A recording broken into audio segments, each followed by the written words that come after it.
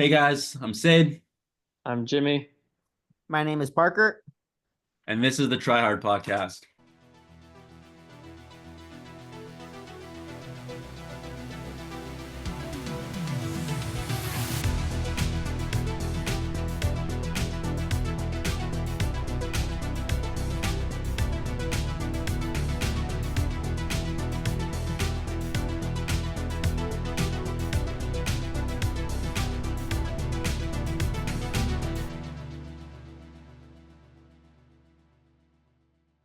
Alrighty, welcome everyone to yet another episode of the Try Hards podcast. It has been a minute. It's been a little hard trying to get all three of us on for a single podcast, scheduling wise. And as you guys can see, we actually have someone subbing in for the bike mechanic himself, the one and only Jimmy Tatum. We're going to be talking about his recent test results, the Austin Half Marathon, and so much more. Sade actually has an entire outline, which we'll be touching on. So definitely strap yourselves in for an extremely exciting episode of the Try Hards podcast. And really quickly, if you haven't given us a 5-star rating or review, we really would appreciate it. We got loads of fun episodes coming your way this season. Speaking of which, we're going to be talking about the upcoming triathlon season in general in today's episode as well. But first off, as I mentioned, Jimmy, welcome to the podcast. You want to give a little short introduction if there are any new viewers? And yeah, let's get into your testing and the Austin Half and anything else you want to touch on. Yeah, sounds good. No, thanks guys for having me back. And bummer, as former listeners would know, Mike isn't here, but somewhat subbing for Mike. But yeah, I'm Jimmy. I'm coached by Parker with the NVDM crew. I've been working with him for about a year and a half now, and excited as the weather's starting to get warmer here in Austin to get going. And when the weather gets warmer, it means the season's right around the corner. So excited to chat all things triathlon. Awesome. Yeah, no, I've been working with Jimmy for quite some time. And fun fact, I actually also work with Jimmy's dad, which Jimmy, you got to get on your dad. He does, I hear from him like once every 2 weeks, and before I know it, yeah, he's doing great. Then all of a sudden he has eye surgery, and I'm like, what? Where'd this come from? But working with Jimmy and Mike has been awesome. And definitely, yeah, fun to see their training and whatnot and how they're progressing. But I know Jimmy, actually last time you were visiting your dad in Arizona, you and your dad also, but you got some testing done. You want to talk about the tests that were done and what the results and whatnot? Yeah. So And where you got tested? yeah. So over the Christmas holiday, I was visiting my mom and dad in Scottsdale, Arizona, which is actually where I'm flying to this evening, believe it or not. But was out there spending the family time with them and went to a place called Human Powered Health, who my dad had found because our local bike shop over there, it's literally set up right next door, which is kind of why they did it, to go hand in hand with the testing area. But so I got what did I do while I was there? I did some lactate testing on the bike with a gas exchange, and I don't have the data pulled up in front of me so I'll kind of fudge these numbers a bit as I go along. But so did that on the bike, and then also got VO2 max done on the treadmill with some sweat test results. So my dad had kind of, love him to death, but he had gone through this process and was kind of my lab rat because I wanted to see what it was all about and see, make sure these people weren't just throwing spaghetti at the wall and, they really knew what they were talking about. So when he told me, hey, this is, worthwhile, I was like, okay, that'd be great. It's definitely not cheap to do it. And I was fortunate enough, my parents gifted it to me as a Christmas present. So did it, a few days after the Christmas holiday. And yeah, on the bike, it was like, I actually got the results. I pulled up your report on my computer. So if you have any questions, let me know and I can try and find it. oh, perfect. Yeah. So um, started with the lactate on the bike and gas exchange. So it's like typically wearing that VO2 mask that you wear, and then they had the little funnel going down into the little, I don't know, put it in my layman's simple terms, the gas chamber is what I'm going to call it. It was a little like small tube looking thing. Where's Peter Thiel when you need him? Yeah, exactly. But so they asked me what my FTP was, and so it was 325, and we were going every 4 minutes, increase by 25 watts, I think is what it was. And at that 4 minute mark, they would prick the finger and take lactate on that on 3 different meters. And that way, they have the luxury of it with the strips and everything to, make sure one's not totally skewed, because Parker and Sade, correct me if I'm wrong, but you can get like, if you touch skin, it like gives it a way off reading, right? Yeah. Yeah, if you touch skin or you get Right. Salt or anything like that. Yeah. Wait, so they took 3 tests per every 4 minutes? Mm-hmm. Yeah. Oh, wow, that's a great facility then. Wow. Yeah, started at 100 watts, and I think if I remember correctly, I was on it for about 40 minutes. And Park, this is where I'm gonna need your help a little bit. Yeah, so you went up, you started at 100 watts and you increased, every 25 watts, like you said, and it looks like you got lactate at every 25 watt increment. So, and we have heart rate as well. Oh, what was the RPE scale they used? It was a funky one. It started at, like what 7? We called 0 to 10. They were at like 6 was effectively 0, and 15 was like 10, I think, if I remember correctly. Oh, so I think let's see, 17 must have been one of the highest, because at 300 watts your RPE was 17. Okay, yeah, so it's probably the 20 then would be my guess. Yeah.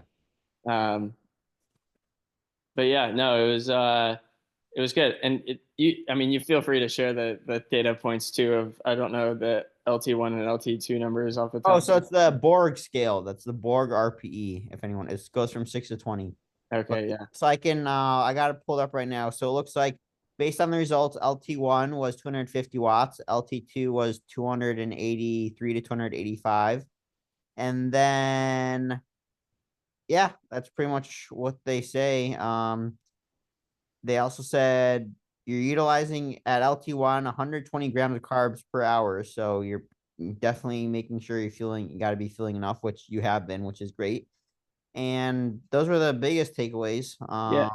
And I guess maybe this is where I can come back and interject. This is like where, right, those numbers are great in theory. I'm not taking lactate every day, but I think if I remember correctly, the 250 watts was right around, I know it's skewed on that chart. I think it was right around 140-ish BPM. 46. Oh, okay. So then that's kind of helped me where, like, if I'm in training and I know, like, theoretically, if it's supposed to be an easier day and I'm, not, let's say my heart rate's running higher, okay, then let's go ahead and drop power a bit. And that's where I kind of tailored that. I think what I was more intrigued was through the gas exchange, knowing my carb utilization. And granted, it's all like with a grain of salt, because when you get out there, right, you need to go on feel and effort and all that. There's a whole bunch of different variables, the heat of the day, that kind of stuff. But it was just good to know, because I aim at 120 grams of carbs per hour come race day, so that's what I train to. So it's good to know I'm kind of right in that ballpark, right? Because I feel like I've got into, now that I'm through a first full year of triathlon racing, that I've seen myself put in all this time and energy and have it come to fall off the face of the earth because I was taking too much salt or my carbs wasn't high enough. So it's good to know those numbers as a better metric now. Mm-hmm. Definitely. Wait, Parker, what did you say for what was the carb intake for, was it LT1 and LT2? Were there differences, or was it I don't think it didn't say. Oh, so here we have. So at they have it at 250 watts. It was 123 grams of carbs per hour. And at 275, it was 152, and at 300 watts, it was 197. Wow, that's cool. A lot of carbs. It was a really cool just facility. It wasn't like huge by any means, but I mean, it was, you know, very, everything is like treadmills right here, bike right next to it. And I unfortunately had to be, because I was traveling, right? I was on a the Wahoo, I forgot what they have. The Wahoo bike. Yeah. So more of a road setup, so not a true setup for me. I will say, and you can kind of you see if you agree or not, but I think that if you're testing on a road bike, then I think transferring that to a TT bike, you have to decrease the numbers a little bit. I just find because I think you can push higher power at lower RP on a road bike. So especially if you're in TT position, then I would maybe take 5 to 10 watts off of each of those. Right. Yeah, totally agree. But yeah, no, it was great. And then from there, fast forward, jumped on the treadmill and did the VO2 max test, and I think that number came out to be about 63. Which Wait. What does your watch say? What does the Garmin say? Garmin says 63 too, actually. Oh wow, nice. So, I've always found that Garmin, whenever I've gotten tested a few times, and Garmin's always been, as long as you're using correct, good data, Garmin's within 2 points usually. Wow. and yeah, now my Garmin is out the wazoo, but yes, Garmin did say 63 before getting on and doing that test. So that was cool to see. And then I think on top of that, just kind of going back, I would preach to anybody get a sweat test done, because I was going on, theoreticals and what I see on YouTube and all this stuff, and my sodium loss rate in my sweat is a lot lower than I thought it was. So, most likely leading to GI distress in these races.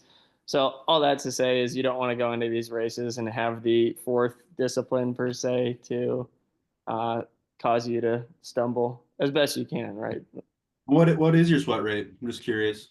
I think it was roughly about 600. 600 per liter. Yeah. You were taking, I'm assuming what, like 2,000? Oh, you're taking 2K? 2K. 3K? Two. Oh, two? Okay. Yeah. So yeah, no, I specifically, I mean, Florida on the run, I blew up horribly, and right, it was probably. Was that stomach or was that leg? I'm just No, stomach, big time. stomach. I was chatting with Park about this after we raced and had our post race chat. Is like, it was all probably just sitting in my stomach, and I couldn't pee it out or whatever it was. So Yeah. but yeah, no, it was great. I would I would highly recommend to anyone. They were fantastic. The two people I work with, Carson and Alexa, they were great and blew my mind away with information. So it was really cool. Yep. No, Parker just sent me a sweat test, so I have to do that. So I'm excited to see that, because I think Texas. So Ironman Texas, I remember vividly crossing the line. I felt okay, but then I get into the car and Mike's driving, and then out of nowhere I just start throwing up. Or just the worst. So I have no idea what happened. But I think I'm a salty sweater, but I'm excited to see what the test says. So I really do want to have that dialed in for Texas. So I'm excited for that. To do that soon. For If you sure. can top my 1900 per liter. Salty. I ran on the treadmill today. Oh, I had at least dropped 10,000 milligrams of sodium on the treadmill. I was sweating buckets. It was a hot one. Yeah. Running. Jimmy, you want to talk about the Austin half? Yeah, no, that was good fun. So I'm such a baby when it comes to the cold. Granted, you go back to, I grew up in Southern California, so I was pampered all my life, and then parents now live in Arizona, so then even more so. Like right now, I'm going there this evening, and it's supposed to be 73 all weekend. So when it's come race day here in Austin, it was, I think 27 felt like 12 that morning. So nothing what I'm accustomed to. I know you two are a little different than I. So I was a huge baby. And there's some videos out there of, everyone in the low ones, I'd say like the 104 to 110 range, is in singlet, running tights, Gloves, right? gloves. Yeah. Yep. So And sick. I'm in full tights, socks over those, t-shirt, arm sleeve, gloves. I was bundled to the nines, and it was really good. I came out and Park had said, uh, run with Luke for the first 2 miles and then work down from there. Um, and I couldn't find Luke. I was looking for him. I couldn't find him. So I was like, okay, just go out. Let's go out controlled. And if you know anything about me or learn anything about me, I'm trying to get better about this, and I have in the past 2 weeks. But I am notorious for going out way too hot and blowing up on the back half of whatever workout Park gives me. So was trying to really be smart about it and grant a new 13.1. Although it's not a long race, it's go and kind of hang on at times too. So came out. Honestly, I felt really controlled, and I think that I ran the first one. I don't have the numbers in front of me, but ran the first mile like 5:45, and I was like, okay, this feels really comfortable. Like I'm freezing my ass off, for lack of a better word, but I feel pretty good. And um, then just kind of kept. I had a group that I was kind of sitting with. I was like, okay, let's just hang with these guys for a bit. No, like as long as the effort was still controlled, was with them. Uh, then some guys started to, stretch it out. I was like, okay, don't go with them. I'm not going to be able to hang on to that. So then, work down. It was like low 540 ish pace. Um, I I had brought gels to like, effectively race like I'm racing in a triathlon. My stomach for whatever reason wasn't gonna keep anything down that day, so I had like one BPN gel at like the halfway mark, and that was it effectively for the day. Uh, and I came across the what was it 10K at like 30. It was quicker than I thought it was going to be either way. So then I was starting to do math in my head. And this race it's a net downhill race, which is part of the reason I wanted to do it, just make myself feel good about going a little quicker. But got to mile 9-ish, and I've been dealing with this. I was just talking to Park about this, dealing with his knee thing, and the knee thing started to flare up a little bit. So tried to stretch it on a curb for a quick sec in like my calf area, or like pull, where you pull your heel to your butt kind of thing, and then continued on. And yeah, then just from there it was just kind of went away, but not really. And I was like, okay, just run through it, you'll be fine, kind of thing. And was able to hang on and ran a 1:16:36. So yeah, no, I was very happy because didn't have too many expectations. Oh, I think I had a little bit. I think my goal was to run somewhere in the 1:15s. Would have been about 5:45 ish pace. So if I'm 36 or whatever seconds off, I wasn't kicking myself about it. I was still very happy at the end of the day. That was a PR, right? Yeah, yeah, yeah. That's huge. Yeah, that's awesome.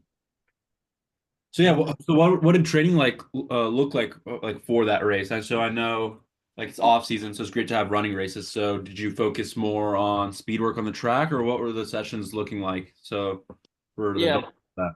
Park had me doing a lot of like kind of 5Ks top end type stuff Mhm. going into it, um, which I've done a couple of 5K tests and they both did not go well. So glad the half marathon did. But yeah, no, it was a lot of top end, which I'd say like kind of going forward. I did the Houston Marathon last year. That was more so to get ready for the mental side of what the run was going to be like in the full IM, not necessarily to go out and like run really fast. And then now doing this half marathon, I'll probably just stick with this kind of like running in the winter kind of thing, because I think it's where temperatures are cooler here in Austin. I can really effectively utilize the run block per se. So yeah, it seemingly has paid off in both winters thus far.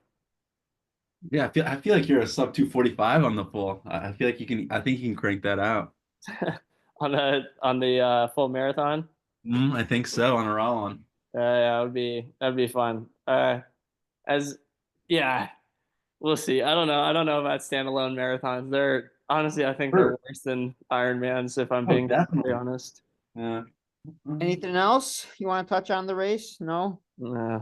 No, I think honestly, I think if you weren't dealing with that hip issue, then you definitely her hip and knee, then you definitely be in that right on that 116, 115 range. So you got it. Yeah. Now I just gotta get you to run that off the bike. The next step.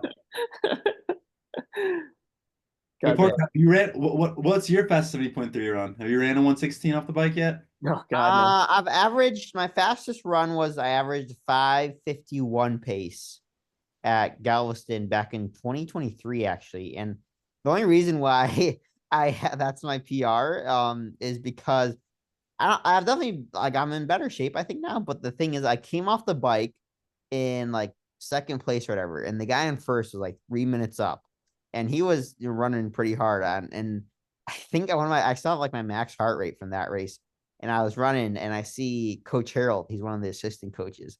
Coach Harold and Natasha. There I don't know how far this is into the race, but I see them on the side, and Natasha says, "Come on, Parker, you got him." He's like, just up there, and I hear Harold turn to the. I'm not. I think he kind of did this on purpose. He knew this would light a fire under my ass, as Jimmy says, because lack of a better term. He said he's not going to catch him, and I just looked at him. I said, "Watch me," and so I started hauling. Man, I had never. I remember I thought I was giving him. This was pretty deep into the race, probably like mile 7 or 8. And man, I was already cooking at like a 6 minute pace. I dropped to like a 5:40 pace for the last like 5K or whatever. And I was hurt, and I finally caught the guy. And I won the age group. So that's yeah, I've never been pushed that hard yet, except for racing Jameson, but never pushed that hard in a half. So that's yeah, that was my PR off the bike. And I'm actually I ran like right around 6 minute pace, really like uncontested. So yeah, I think I got another 550 in me. Mm-hmm. He's Maybe got that dog in him. yeah. I just need a carrot. Mm-hmm. Yeah. But we'll find out what Sade's 70.3 PR run is this year. Yeah. So as Jimmy was saying earlier, last year was like my full first year triathlon. So me and Jimmy are both kind of at like a similar start point of we started triathlon pretty recently. So I still haven't even done a 70.3 yet. So I've done 3 Ironmans. I've only done 3 triathlons in the span of like a year and a half. So I need to I'm gonna branch out. I'm gonna do Eagle Man. So this is also for all the listeners. I am partaking in the age group Ironman Pro Series. So I'm starting that off Texas, Eagle Man, and finishing off with Nice. So that is what is happening. That is what I'm doing. So that's why I chose Eagle Man, just so I could get some more points for the Pro Series. But mainly just for the experience. I'm excited. What's the prize purse? What's your Jimmy, what's your race schedule? Gosh, so kicking it off with Oceanside. Oceanside, after that, we are going to watch everyone do St. George. I am not going to do it. So then we'll go Boulder, kind of see where we're at in the summer times, see if I can't work in a little travel, non-triathlon related, and then finish off with Waco. And then the real big one for me this year is Ironman Arizona in November. You're going in that cold water. I am indeed. I'm actually, I don't want to put this out, or I guess I will. Possibly thinking of doing Ironman Western Australia in December. We'll see. I'm trying to find if I can get some accommodation out there because I want to get there at least a month. Or my plan right now is to do Marbella, then like literally the next week fly out to Australia. But That'd be awesome. yeah, but I couldn't afford to stay there for an entire month. So if I can talking to some fellow YouTubers, see if they can hook me up with a place to stay in Australia for a while. But yeah, I'd love to do that. That's supposed to be a really fun race. A lot warmer. Because I do want to do an end of the season Ironman, but I don't want to be in cold Arizona water. So I've done that race once already. We'll see. And about Jimmy, that's a great schedule. I really like that. So I think having just 3 70.3s, you get so much race experience. You can build that top end, and then then you're like hungry for the real thing for the Ironman at the end. I think that's like perfect. That's like a great schedule for you. Big fan of that. Right. Exactly. And I think yeah, I think you'll realize after doing Eagle Man, it's not to downplay the 70.3 because I love that distance too.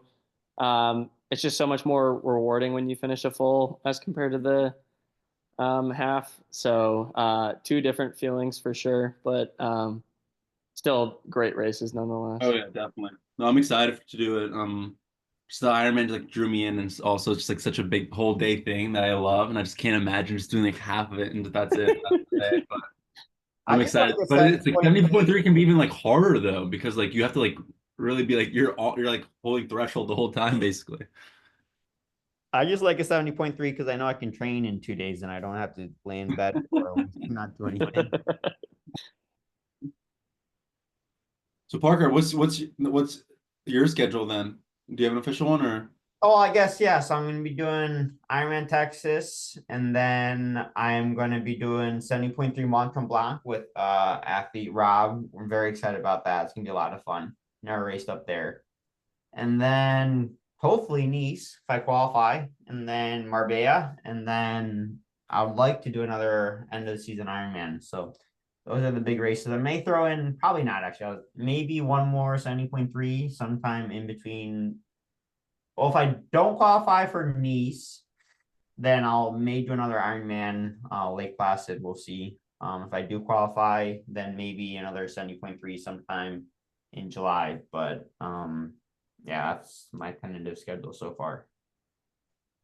So yeah, so like I know I was joking earlier about like the Pro Series schedule, but for me, yeah, I'm doing Texas first. Just I wanted a whole Ironman, another whole Ironman before going to Nice, and then 70.3 because Eagle Man is an hour drive. I have free accommodation, and I've never done one, so it'd be insane not to do it. So I'm excited for that.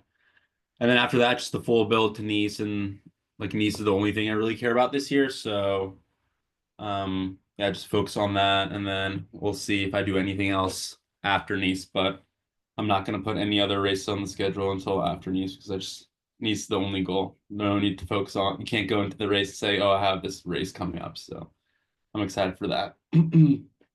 Speaking of Nice being your only goal, what do you guys think of Sam Long folks using T100 or racing T100, but with the end goal to race at Nice? I love it personally. I'll go first. I personally love it. I think it's a great idea because it makes, we already know he's a strong biker and a strong runner, but he's not a strong swimmer. And so I think it forces him to focus on the swim, because even if he said like I want to focus, I want to be a better swimmer, but if he didn't do the T100, I think in the back of his mind he would know that, oh, I don't really need to focus on the swim that much just because I'm not, I'm racing these 70.3s where I can bike and run everyone down. But this way, like unless he wants to get like completely humiliated again, or I'm not saying humiliated, but come out of the water 5 minutes behind everyone, then he does have to put all of his eggs in the swim. And I think if he wants, maybe I think it's coming to the point, especially nowadays, it really is. You can't just win an Ironman being an Uber biker and a runner. You really do have to be a good swimmer. And I don't think unless he puts in a big focus on the swim, he's not going to be at that level to even compete at Nice.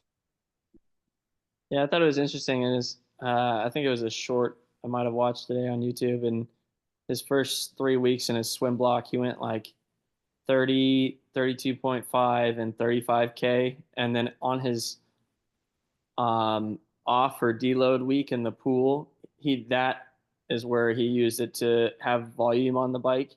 So I'm really curious to see how this volume is really going to like pay off for him going forward. Is it just gonna wear him out, or is he gonna make the stride that we've all wanted to see him make, in both the middle and long distance? Yep. Totally agreed. I think it's really smart how he mentioned how he's using like his mood to kind of be a gauge. And I've actually noticed that to be the same, and I'm sure my mom can attest.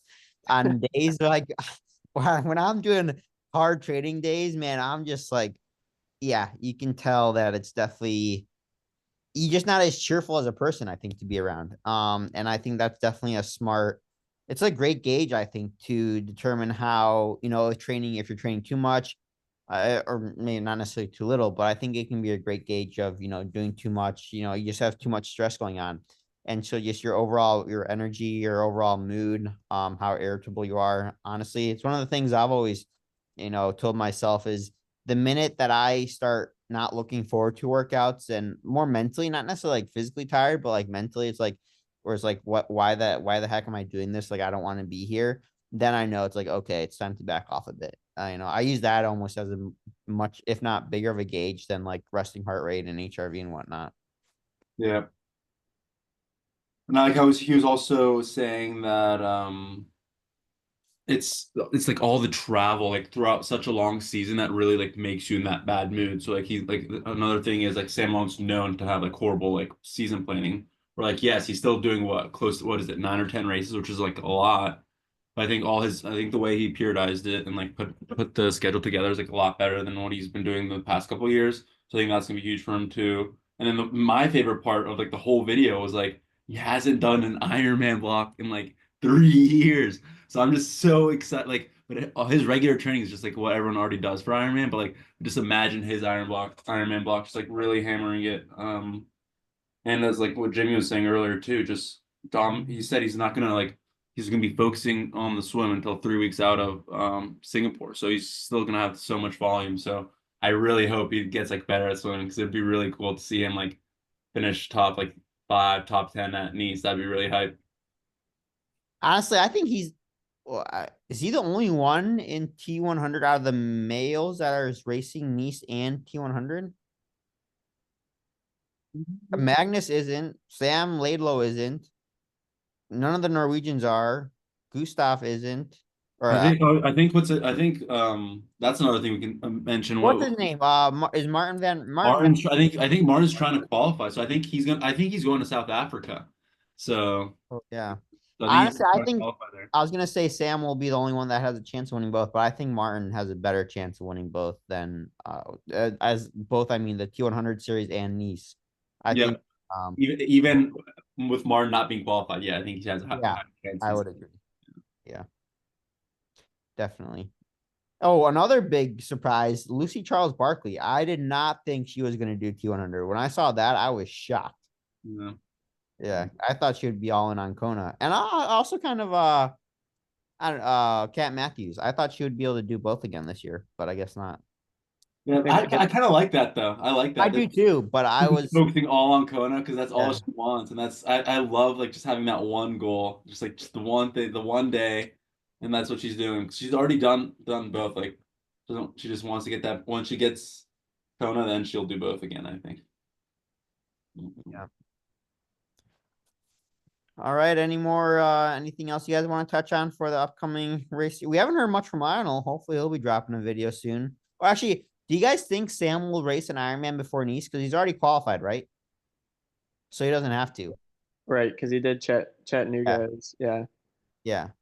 So do you guys think he'll race? Honestly, the only chance he has, I think, would be Placid. That would be the only race I could see him doing. No, I don't think he will. And I think Escape from Alcatraz is right around the same time. Oh, you're right. Mm. All right. Well, yeah. Hopefully Lionel will post something soon. He's like the one YouTuber whenever he posts something. Sometimes I'll save like certain videos. Like if I see someone post something, I'll save that for a ride tomorrow or something. But the moment Lionel posts a video, I click on it like that. It's like I gotta watch that now. But yeah. Anything else, Sade? Anything else in the triathlon news you hear recently? Podcast. Speaking of podcast, the new All In Triathlon. That's a pretty good podcast. Yeah, I like all in triathlon. I think it's great. I just really wish Martin decided to like stay with them. Why I wasn't listening, I guess, closely enough. Why did he not? What's the I don't think they gave the real reason, but I think Martin's like actually like competitive and doesn't want to be on a podcast with Yella, I think. And like Martin's a goof. I know they're like friends and like they're both from Belgium. They've known each other for their whole lives. So like I think Martin's like locked in like that. He doesn't want to like be doing it during the season. Yeah. But yeah, I love that. I think that I like their perspective on the pod as well because it like gives all the ITU background and it actually makes it like super like fun and hype. Um, Compared to like other people that are on ITU like Eric and like Paul, like they're I feel like TTL is great, but like they don't really talk about like those good old days of like racing as much as Yella and Aaron and all of them. So yeah. I love the question. I wish we were big enough that we would have listeners' questions. Whenever I ask questions, it's always like Ryan asking, I don't know, some stupid question or something. We need to get more listener questions in. Yeah. One day, maybe by the end of this year, we'll have a big enough base. Eventually. Yep. We appreciate all the support. Every time you guys message us and say you guys listen to the podcast, it always makes our day. So keep that up. And yeah. All right. I think that's gonna wrap it up. You guys want to? I know we're gonna start with this, but I guess we can finish with it. One favorite workout you guys have recently done, or something that you've been can be anything. Favorite Jimmy, workout. you go first. Yeah, Me? just no Jimmy, and then Me? you. I'll go last. Um, gosh, da da da da da. Honestly, I would say it's the 7 by 4 minutes I literally did 2 days ago at What's that? Threshold, and it not necessarily because like it was out the moon hard or like I don't know. It just something. It was like it was just a day where I was on, and I put this on both my Strava and my Training Peaks comment to Park of like I just screamed so much vulgar and like flipped off my iPad where my Zwift was because I was just like I did it kind of thing, you know. Yeah. So you gotta cheer on the small victory. So I was pretty pumped about that on Tuesday. Oh, Yeah. one more thing to say. What is one song that you've been listening to during like a hard set? Do you have one that like you like in the past week or 2 weeks? Has there been one song that you've been going to? I have one that I'll. Yeah. What is it? Master of Puppets by is it Metallica? I think it is. Okay. It's a really like uh, yeah. Just listen and you'll. All right. So I guess my favorite workouts, I have two, and they're actually both bike. One was the VO2 set I did last week and not this week because I set an all-time 3-minute power PR at the end of the workout. I pushed 388 watts Oh for yeah. minutes after doing 5 3-minute intervals before that. So I was stoked with that. And then another one was max efforts. That was also a PR on the trainer. I did, I think 2 weeks ago. So I'm really happy with those two workouts that I did. And I'm just happy with making it through these swim workouts, just walking yards. But one song that I've been going through is Man of the Year by Schoolboy Q. Yep. Been getting me through. It's like that's been, and it's like exactly like a little bit over 3 minutes. So I was like playing that on repeat during the 3 minute intervals. It's like I knew the exact part of the song where the interval would end. I just gotta make it there. So yeah, Man of the Year, that's a good one. All right, Sade, bring us home. Yeah, my favorite workout this week was I had a track set and it was just a perfect day because it's still winter here. It was 55 degrees out and sunny and not windy, so I got to go on the track first shirtless run, no tarps. It was great. So it was like the first time I've done like a fartlek kind of on tracks. I was doing 200 on, 200 off. So 5K effort on, and then say like what 7:30 pace for the offs for 2 miles into 800 easy into 4 miles tempo, 800 easy, and then close it off the 1 mile with that fartlek again. And I actually like pushed the ons on the closed one, and that was just such a fun workout. I just like I've never done like the fartleks on the track and just doing it like just keep like pushing them. And they felt like so good and easy because like, you get to like really like get the pace, and then when you're like floating, it just feels like nothing and just so fun. So that was my workout of the week. I always know how Sade's workout goes by the amount of texts I get after. I don't hear anything from him. Like, okay, it was probably like a below average or average day. And then like see him punch him, text him like, oh, Sade must have crushed it today. Oh no, Yeah. it makes my day. No, I love it. I'm the Yeah. same way. The amount of comments I have, I can go back through Trading Peaks and look. The amount of comments I put after a workout is directly correlated to how I did on the workout. If I see like 5 comments from me, I'm like, oh, that must have been a good workout. Sure. 100%. Yeah. All right. I think that's going to do it for this episode. Hope you guys enjoyed it. Definitely make sure to stay tuned. We're working hard at trying to get everyone's plans, schedules light up, but yeah, it's tough, but we're trying our best. So hang in there, and hopefully the farther we get into the triathlon season, the more time we'll have freed up for this. But yeah, have a good one. Have a good one, guys. Later.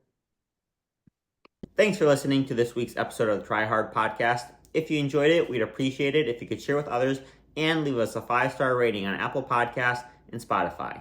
If you have any questions or comments for us, you can either DM us on Instagram, leave a comment on YouTube, or message us through the Spotify app. Lastly, I'd like to thank the sponsor of this week's episode, the Naperville Acupuncture Center. If you ever find yourself in the Chicagoland area and are dealing with some aches and pains, I cannot recommend Frank and Angela enough. They do an amazing job over there, and I promise you will leave feeling so much better. Thanks again for listening, and we'll catch you guys back here next week.